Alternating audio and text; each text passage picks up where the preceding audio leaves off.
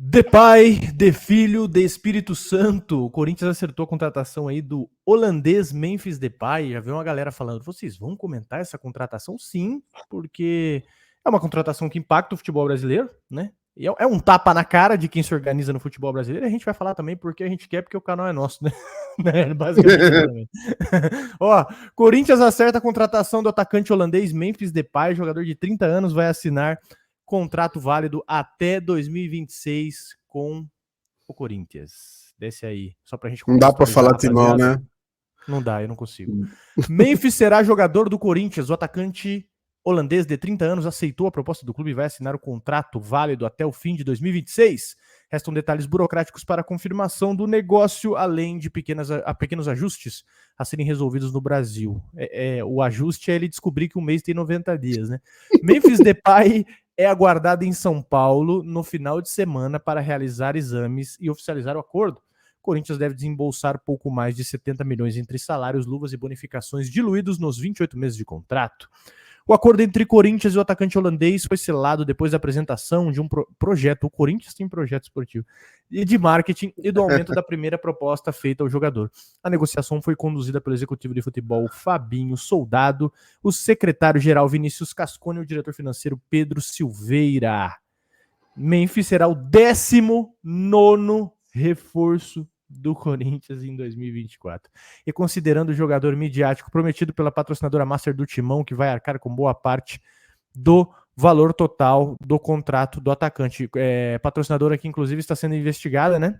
A chegada de Memphis, no entendimento da diretoria vinegra, fecha o ciclo de contratações para a temporada de um setor considerado o mais carente da equipe neste momento.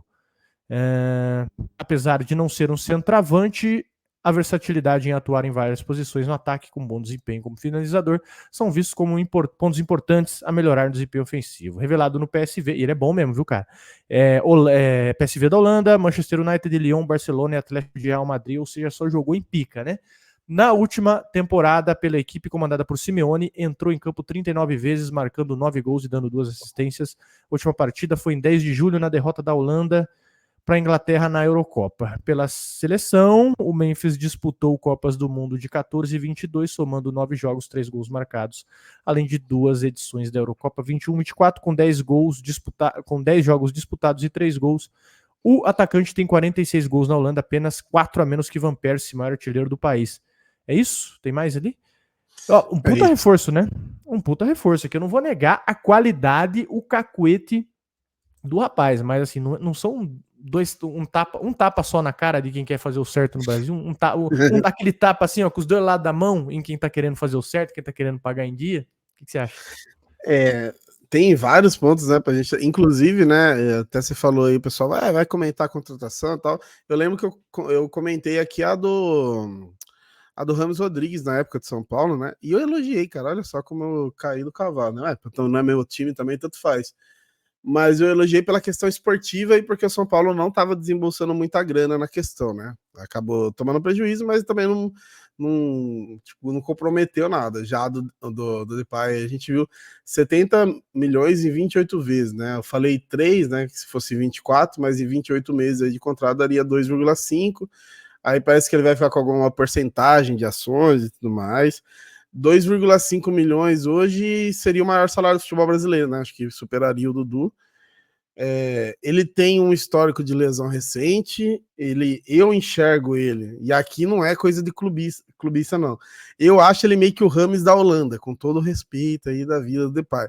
Porque eu sei, ele tem algumas boas passagens em clubes, mas ele se esperava muito mais dele nos clubes do que o que ele desempenhou. Ele tem bons números em alguns e tudo mais, mas se esperava muito mais dele. Só que na Holanda ele é o segundo maior artilheiro da história, então isso é inquestionável. Então ele é meio que um Rames ali holandês, assim, ele se dá muito bem na seleção, mas nos clubes ele nunca desempenhou tão bem. Só que assim, eu vi o Kroos falando, perto do que tem no Corinthians é o Pelé, né? Isso é inegável.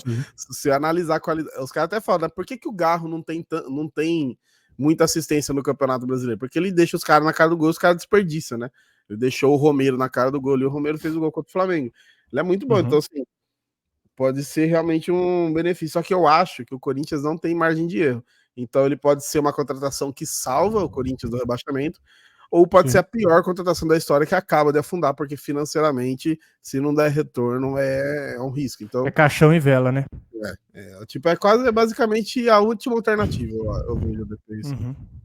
Olha, pra mim não dá pra negar que ele é um jogador de altíssimo nível, que pra mim não tem nem discussão. Que ele pode levar um patamar, ele teria lugar aí no Palmeiras tranquilo, em qualquer time do Brasil, né? Pô, o cara aí só atrás do Van Persie na seleção holandesa, e assim, realmente mostra que os caras, apesar de quebrados, os caras têm uma certa ambição sim. Só que a gente precisa ser realista aqui, né? Como que um clube que enfrenta as dificuldades financeiras tão severas que o Corinthians tem, consegue contratar um jogador desse calibre? Né, por um valor astronômico, ainda, se a gente for colocar na ponta do lápis, aí, de 70 milhões de reais. A gente tá falando de um time que tá beirando o bilhão, né, cara? Beirando se já não tiver o bilhão aí. A gente sabe que, pô, o Corinthians tá até o pescoço endividado, uma contratação sem um plano financeiro sólido, né? Mas assim, é um baita de um reforço, isso aqui não tem como negar. E no Palmeiras, você vê que o Palmeiras faz as coisinhas, o Palmeiras, né, o Flamengo, o Atlético Paranaense aqui citando, as coisas são bem planejadas, né, dentro da estrutura financeira sólida que os caras têm, né, para competir em alto nível, sem precisar comprometer o futuro do clube, e o futuro dos caras já estão bem comprometido. O que me preocupa aqui, acho que não é nem a qualidade do DPI, né, que ele é craque, ele pode render no Brasil. Assim, não é que não me preocupa, é o que me conforta também. É quem vai pagar essa conta depois, né? Será que Então, realmente é só o patrocinador? Porque essa parada do patrocinador, às vezes é uma história para boi dormir, né? Quantas vezes você já viu? Ah, fulano vai pagar, a gente ciclano vai pagar. Tem um exemplo deles mesmo, né? O Paulinho com a Taunsa, né? O Paulinho foi contratado que a Taunsa ia pagar, passou 2 meses, não tinha nem sede. O patrocinador nem sede tinha mais. E agora a gente viu que teve o BO com o patrocinador deles também, que o cara, que inclusive o dono se entregou, né? Então a gente até fala, pô, quando o cara se entrega é porque ele sabe que tem problema e vai tentar, sei lá, limpar um pouquinho a barra dele. Então, além disso, você tem um problema com quem vai pagar o cara, teoricamente. Olhando assim pro nosso lado como rival, eu até comentei no vídeo, acho que foi na TNT, eu falei, porra, o cara vem ganhar quase 3 milhões e o Garro ganha 200, aí me corrigiram, não, mas agora o Garro ganha 800. Eu falei, cara, então isso é pior, porque você tá pagando quase 4 milhões em 2 jogadores, né? Mas deixa aí, deixa arder, né? Como você fala, deixa arder. Exatamente, cara. Mas, enfim, a contratação é boa, a contratação é excelente. Inclusive, a gente tá tendo uma aleatoriedade aqui de jogadores no futebol brasileiro, né, bicho? Você viu que o Martial pode pintar no Flamengo. Você tem o Bolazzi, o Rames Rodrigues estava jogando aqui no quintal até outro dia, inclusive fizeram alarde também na contratação do Rames Rodrigues, né? Contratação do Daniel Alves.